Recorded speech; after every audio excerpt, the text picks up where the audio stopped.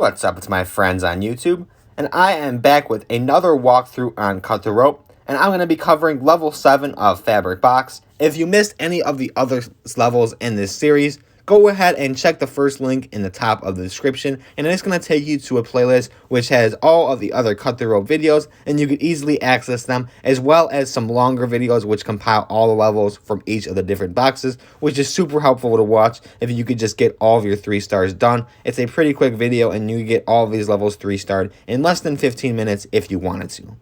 But as for this video, we are covering level 7 on Fabric Box, so let's just jump into it and I can show you exactly what we're going to do.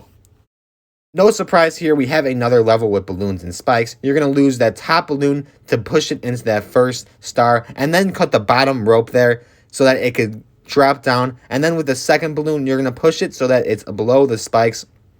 To the left, and then you're going to cut the second lowest rope so that there's only the top rope there. And basically what you're going to kind of do is have the candy just go around the spikes. So use the balloon to push the momentum as it goes around the spikes, and then cut the rope right as it's about to come back, and then it's going to come back and come into Nam's mouth.